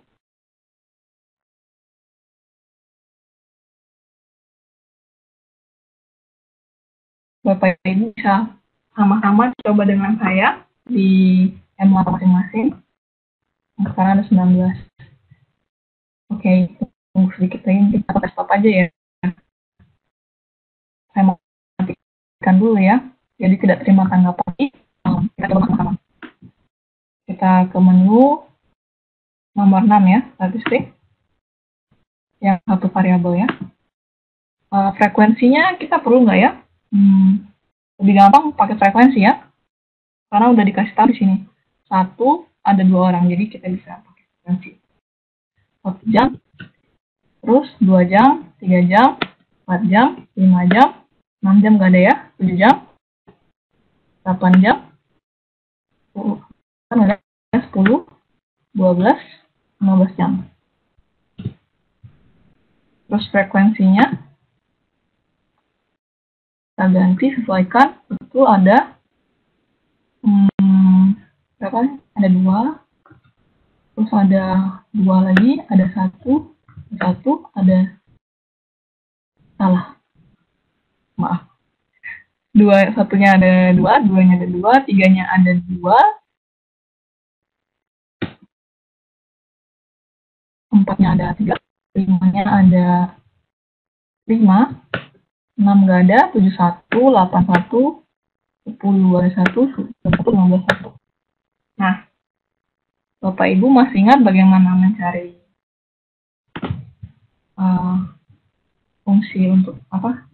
Tombol untuk mencari bagian ini. Nah, keluarkan rata-ratanya itu 5,3 keluar di situ. Minimumnya 1 jam, maksimumnya juga ada 15 jam. Q1-nya keluar, Q3-nya juga, nilai tengahnya juga keluar 5. Jadi, dengan kalkulator ini mereka bisa tahu lebih cepat tanpa harus menghitung dengan manual gitu. Apa ada pertanyaan tentang cara pakai emulatornya? Karena ini sudah pernah dibahas sebelumnya, harusnya sudah bisa ya. Gimana Ibu Pinta? Ya, itu sudah pernah dibahas, Bu, sudah dalam beberapa kali episode. Mungkin lebih ke arah jadi bagaimana yang hari ini kita pakai dari saya. Oke, jadi pertanyaan nomor 2 ini kan tadi kita tidak bisa membatasi jawabannya hanya angka kan, jadi ini terpisah 3 sama 3 jam, 5 sama 5 jam, jadi nggak bisa langsung kita komputasi. Ada bagusnya kalkulatornya dipakai tabelnya dari sini. Nah, jawabannya nanti kita kelompokin lagi, misalnya di sini kita tulis ulang 5 gitu supaya lebih rapi. Nanti kita bisa hitung juga pakai spreadsheet. Ada juga caranya. Tapi kalau untuk hari ini karena cuma 19 datanya ini juga bagus. Jadi kita bisa pakai emulator. Tuh. Udah?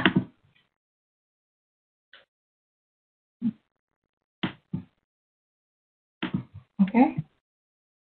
Nah, sekarang kita hampir selesai. Kita lihat yang ini yang udah pas ya, 1, 2, 3, 4, 5. Jadi dia itu udah tidak perlu kita pisah-pisah lagi jawabannya. Bisa terlihat dengan sangat jelas ya. Bagaimana perasaannya, 1 itu tidak suka, 5 itu suka. Kebanyakan mereka di tengah-tengah antara suka dan tidak suka. Atau lebih ke arah tidak suka. Jadi kebanyakan anak-anak tidak suka karena harus belajar tidak bertemu dengan teman-temannya. Itulah. Tapi kita bisa simpulkan juga dari yang data kedua. Di sisi lain, mereka tetap berusaha untuk memenuhi kebutuhan well-being-nya untuk ketemu sama teman-teman dengan berinteraksi di sosial media. Jadi waktu yang dipakai itu lebih lama, misalnya 5 jam. Mungkin dengan data awal ini kita bisa punya ide lain, misalnya bertanya, sebelum belajar dari rumah, mereka berapa jam? Kita bisa bandingkan nanti. Kalau mereka membandingkan dengan setelah mengikuti pembelajaran jarak jauh ini. Jadi itu. Dari sisi well-being, walaupun mereka cenderung tidak suka, mereka ada kompensasinya berbincang-bincang di sosial media sebanyak 5 jam rata-ratanya.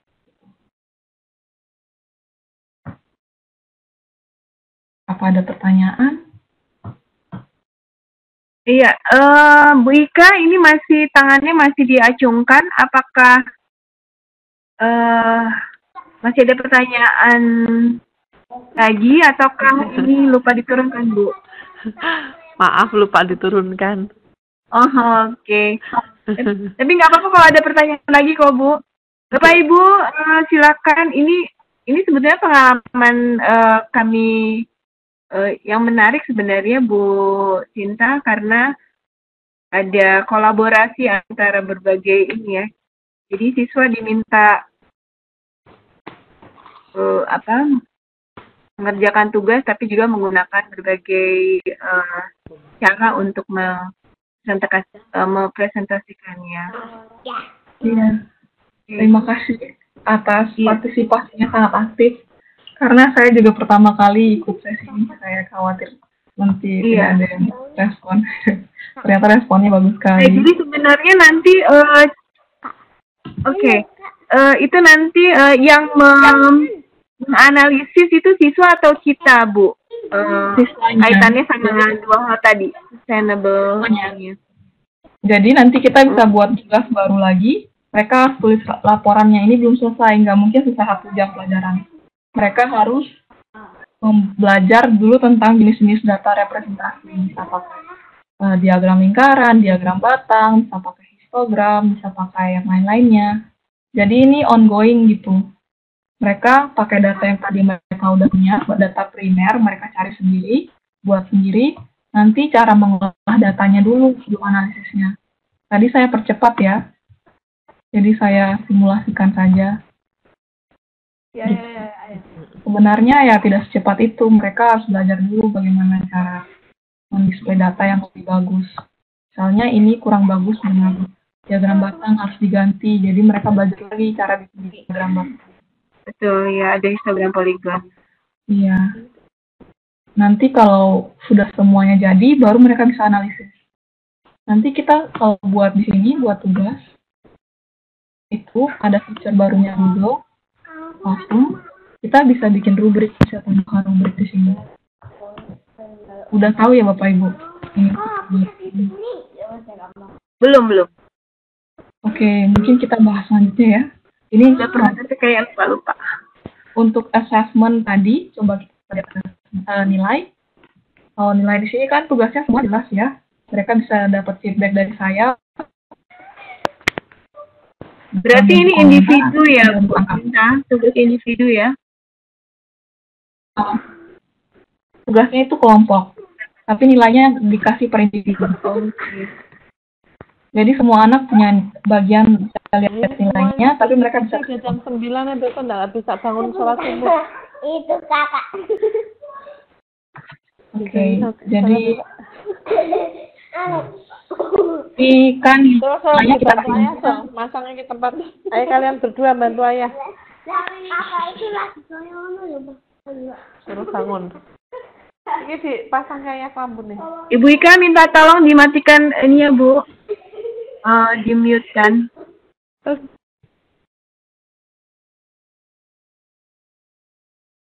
Oke. Ini kan bisa kita tulis langsung 100 kayak gitu kan. Misalnya yang ini belum selesai, belum install, jadi 70 dapatnya. Jadi bisa kayak gitu kasih nilainya. Atau pakai rubrik, masih memberikan nilainya. Misalnya tugasnya kita buat baru.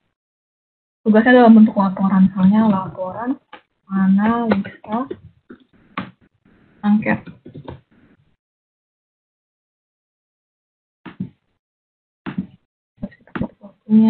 selesai, mungkin akhir bulannya karena belum selesai. Nanti kita bisa bikin rubriknya di sini. Tahu kan Bapak Ibu bisa bikin laporan di Google Drive, kita buatkan dokumen template-nya, blanko kosongnya, nanti kita bisa kasih ke semua anak, terus bisa dibikin rubriknya di sini, buat rubrik sendiri, atau pakai rubrik yang sudah pernah dipakai, atau bikin baru dari spreadsheet. Kita bikin saja yang baru, misalnya kita mau kriterianya apa dulu, misalnya dari segi apanya, daftar representasi.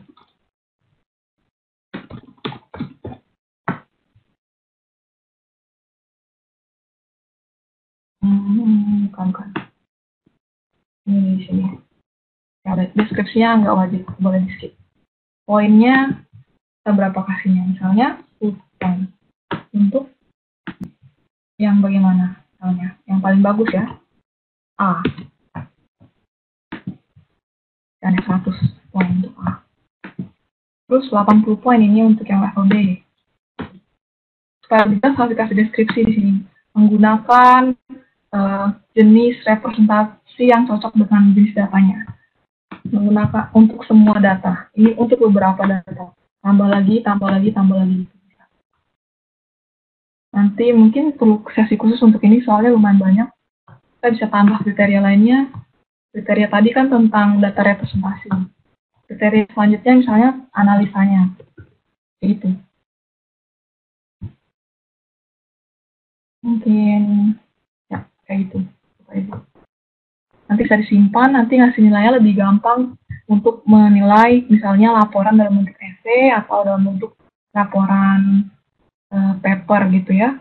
Kayak bukan jawaban benar atau salah, atau pilihan ganda, atau mengisi soal matematika kayak gini kan mereka perlu analisis. Jadi perlu ada rubriknya, jadi kita bisa masukkan rubrik di sini. Dan kita bisa kasih nilai sendiri. Untuk 100 dapatnya seperti apa, 80 seperti apa. Nanti di rata-ratakan sendiri sama Google Classroom-nya keluar total skornya berapa. Oke, untuk hari ini kita buang dulu. Karena belum selesai, kita bikin papernya. Jadi bisa dibikin draft kayak ini. Nanti kita kerjakan lagi.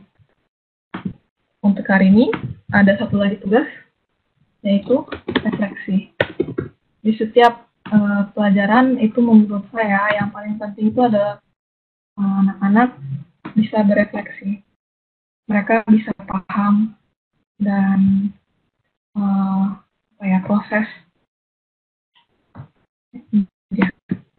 proses berefleksi itu membuat mereka lebih lengket pemahamannya daripada mengerjakan soal ujian gitu menurut saya.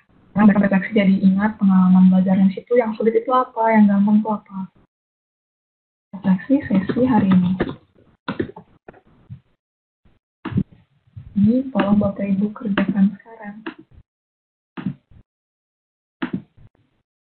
Itu lagi tugas akhir. Jadi kalau selesai refleksi itu bisa dalam bentuk banyak hal. Bisa exit card, kayak satu pertanyaan kecil, misalnya hari ini dia belajar tentang jenis-jenis data. Kita bisa bilang, bisa kasih quiz kecil gitu, kasih satu pertanyaan di papan. Ini termasuk data apa? Nanti mereka tulis sendiri, terus tinggal kelas. Jadi mereka di kelas, mereka kasih saya feedback. Kalau ada anak yang masih belum tahu, pertanyaan yang saya tulis di papan itu datanya apa, besok saya review lagi. Jadi, pertanyaan hari ini ada di quiz itu, tolong diisi. Ini quiznya ada skornya, jadi kalau diklik submit nanti keluar skornya. Tolong diisi ya sebelum sesinya berakhir.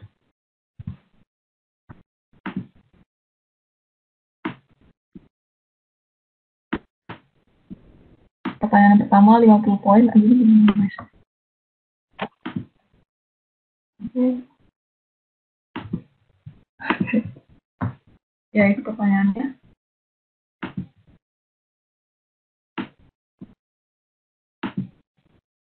Tolong diisi.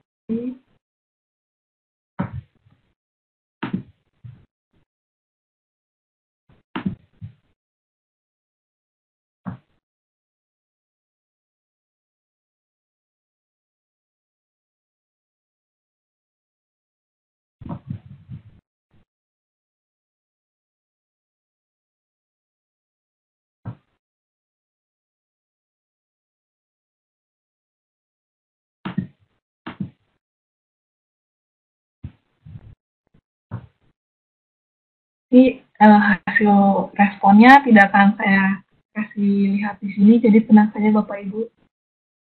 Sesi saya selesai kalau Bapak Ibu sudah selesai mengisi refleksinya. Terima kasih banyak sudah mau mengisi semua kegiatan yang saya minta hari ini. Ibu Chandra, silahkan. Saya masih mengisi angket sudah. Terima kasih banyak.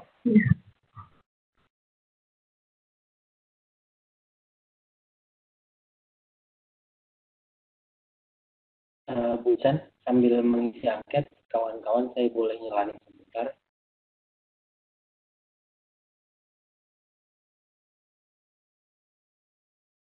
Ya, saya sudah mengirimkan.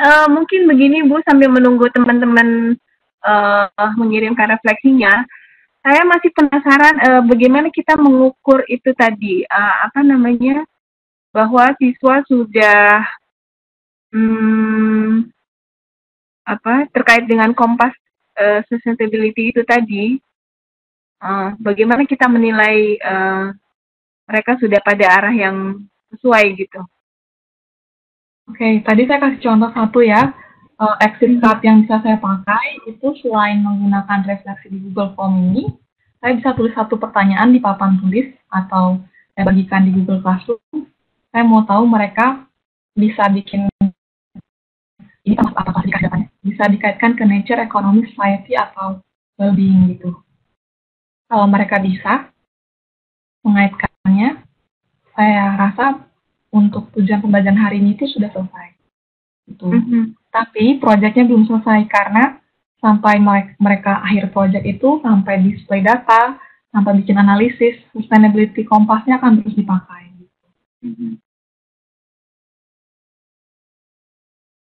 Untuk hari ini, Bapak dan Ibu sampai bisa membedakan yang mana yang bukan dan bisa membuat pertanyaannya tadi, itu sudah cukup. Oke, ya itu kan mungkin untuk siswa ya, karena tadi saya baca referensi kan sebenarnya itu bisa kita pakai untuk dalam berbagai hal ya.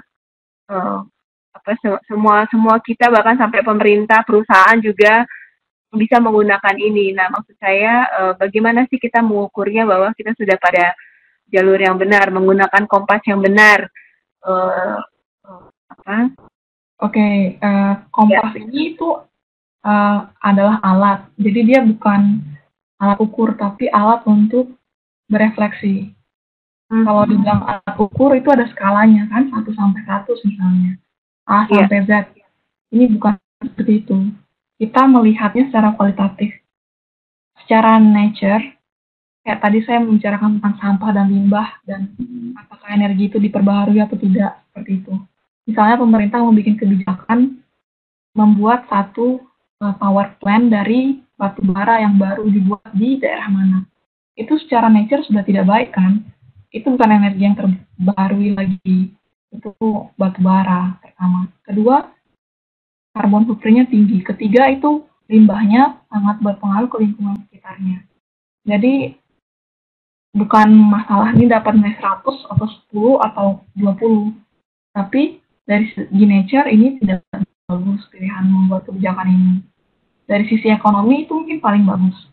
Karena biaya produksinya rendah. Bisa bikin energi secepat-cepatnya. Kayak bisa terus saja dapat energi. Jadi ekonomi jalan di sana. Mereka nggak akan kekurangan listrik.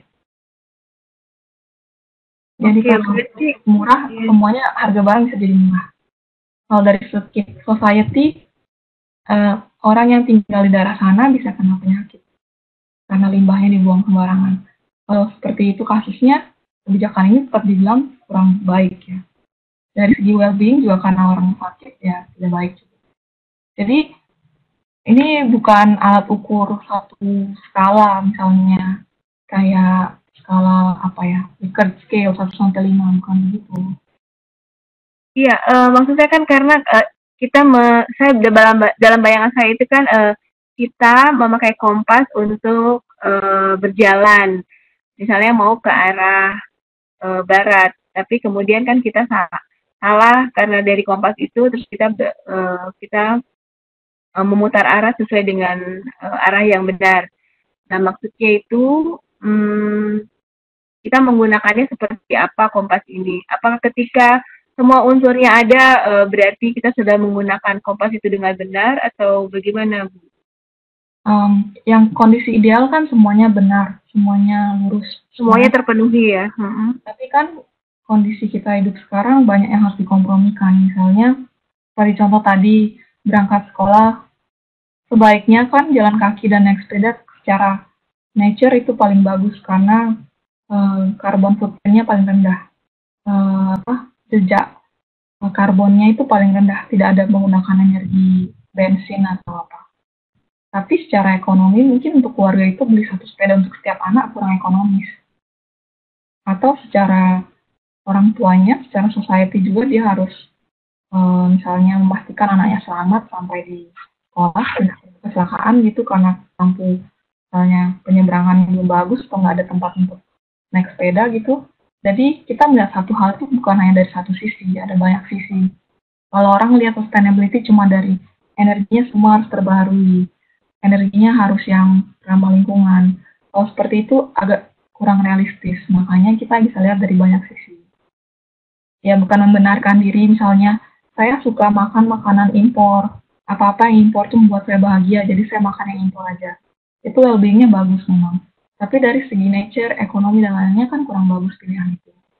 Jadi sustainability Kompas ini diajarkan ke anak-anak untuk mereka membuat pilihan yang sadar. Mereka sadar akan pilihan yang mereka buat itu berdasarkan apa dampaknya ke sosial, ke alam, ke ekonomi, ke diri mereka sendiri.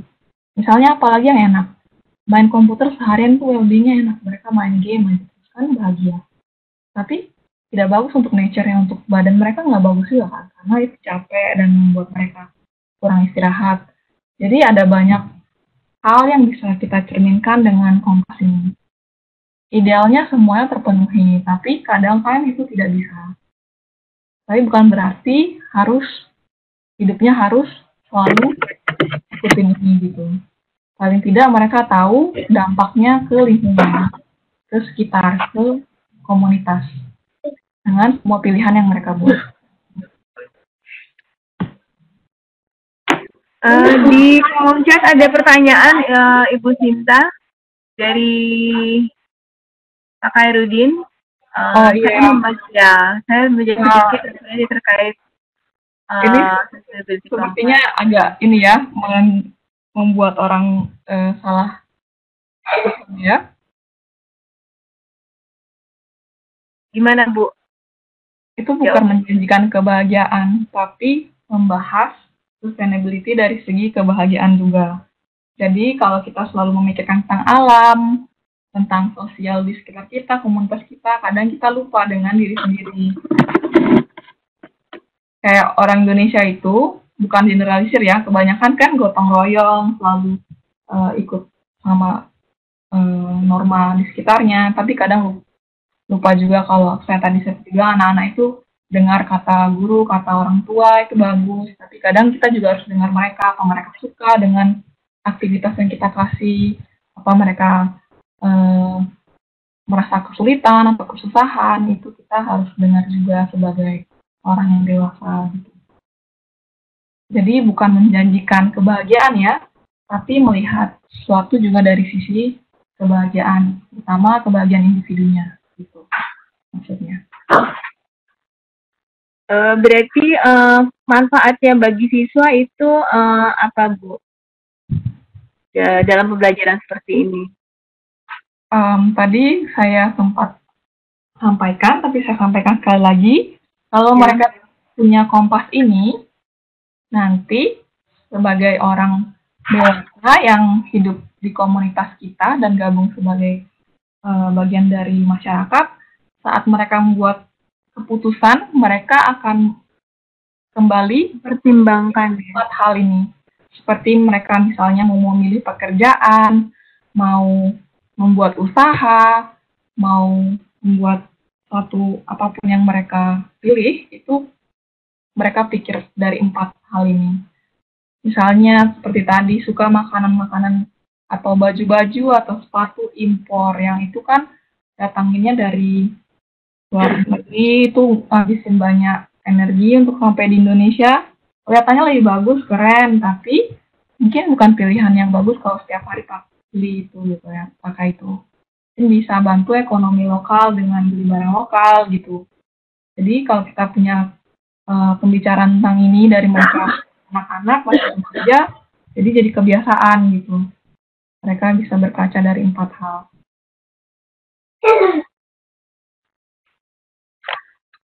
Oke, baik Bapak Ibu. Ini di sini saya masih melihat ada kesulitan presensi. Kami tunggu sekitar 10 menit ya untuk menyelesaikan. Jikapun masih ada kesulitan bisa japri saya. Nanti kami berikan link untuk Bapak Ibu presensi di luar sesi ini. Ibu Sinta ini sudah menunjukkan pukul 21 lebih 3 menit. Mungkin bisa kita akhiri atau masih menunggu teman-teman mengirimkan refleksi, Bu?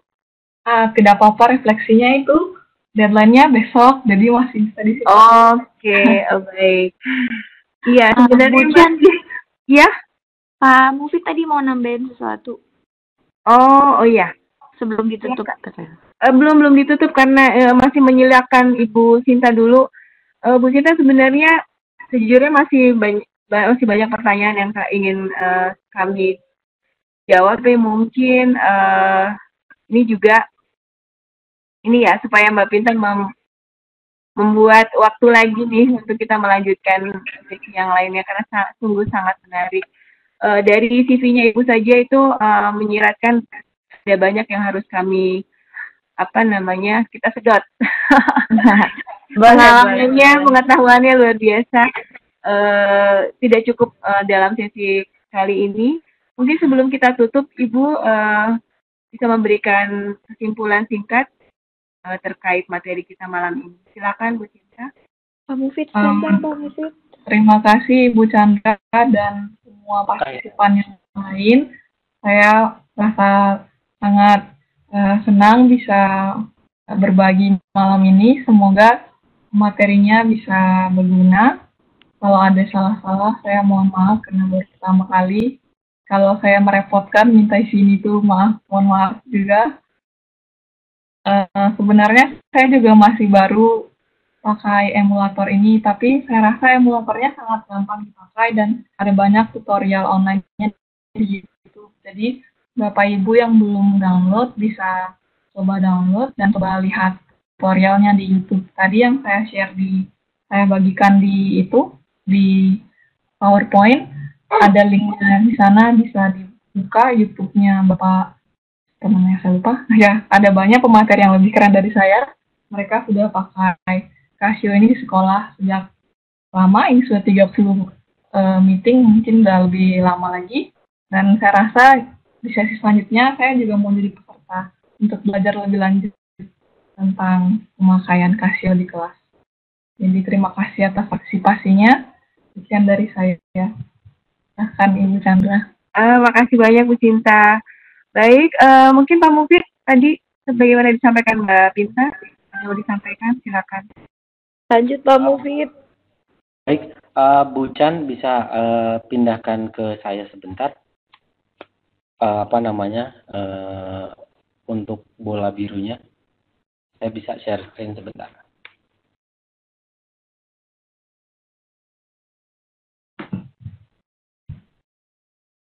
Baik Bapak dan Ibu, menyelani sebentar. Assalamualaikum warahmatullahi wabarakatuh. Mohon izin kepada pemateri dan kepada kawan-kawan semua yang ada di sini. Ada titipan dari Casio sebentar kaitan informasi tentang peluang Bapak Ibu mendapatkan. Tadi banyak yang tanya kaitan dengan emulator ataupun kalkulator. Ada tambahan diskon dari sponsor dari Casio. Saya masuk ke Tokopedia, setelah itu saya masuk ke Bapak Ibu bisa masuk ke Casio kalkulator. Casio kalkulator di sini, di bagian sini terlihat bahwa sudah ada di toko Casio kalkulator. Saya masuk. Setelah itu Bapak Ibu bisa belanja, produknya adalah produk Casio Classwiz. Classwiz kalau di sini terlihat harganya lumayan mahal, dibilang karena harganya piecesnya dalam 421.000. Tetapi menurut saya cukup fantastis. Tapi syaratnya adalah Bapak Ibu harus belanja minimal 20. Jadi ini bentuknya untuk school kit lah kalau saya bilang. Jadi harga satuannya adalah 421.000. Kalau beli 20 kita coba cek, saya tambah ke keranjang. Tadi harganya adalah 421, begitu saya klik di sini, maka harganya berubah menjadi 300.000. Dari 421 per item menjadi per itemnya menjadi 300. Menurut saya tawaran yang cukup baik. Setelah itu jika butuh tambahan diskon lagi, bukan diskon sih, butuh tambahan promo lagi.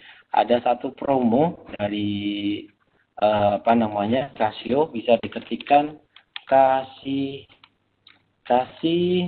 guru. Kalau tergantung tipenya. Kalau misalkan mau 991 ID Plus berarti kasih guru ID, tapi kalau Classwiz berarti tinggal kasih guru X, gunakan, maka kasih guru X, masukkan digunakan promo dari toko, Pak. Oh, aku udah lupa tadi, udah pakai ya. Salah. Ya, gunakan promo dari toko yang ini, sorry, yang salah klik. Kasih guru X. Kasih guru X, gunakan. Maka akan mendapatkan cashback lagi 100.000. Jadi 100.000 per 20, masing-masing itemnya tidak lagi menjadi 300, menjadi 295 hitungannya. Ditambah lagi kemungkinan untuk free ongkir 40 up to 40.000. Itu mungkin tambahannya, Bu Chan, Ibu mau pemateri mau saya jalani. Ada satu lagi Pak tambahan. Ada satu lagi. Iya, nambahin Bapak Ibu. Kalau Bapak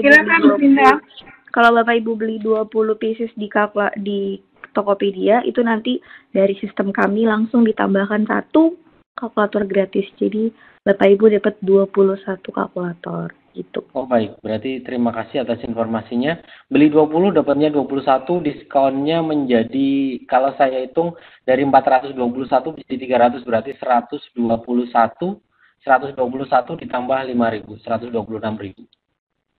Begitu. Terus tambah satu gratis lagi, Pak. Iya, makanya dibeli 20 dapatnya 21, diskonnya per itemnya menjadi 126.000. Begitu ya Bapak Ibu. Matur suwun, Nyelani saya kembalikan ke Bu Chandra. Disilahkan. Satu lagi, Pak. Dan promo itu hanya berlaku di setiap hari Selasa pada saat LCSC berlangsung sampai nanti jam 12 malam. Oh gitu. Baiklah. Berarti promo itu ini baru tahu malah saya. Promonya berlaku setiap hari Selasa sampai dengan pukul 23.59. Gitu ya? Iya. Oke. Jadi promo setiap hari Selasa pukul 00.00. Oke, mungkin itu perlu. Iya. Berarti itu perlu dituliskan Mbak Pinta ya.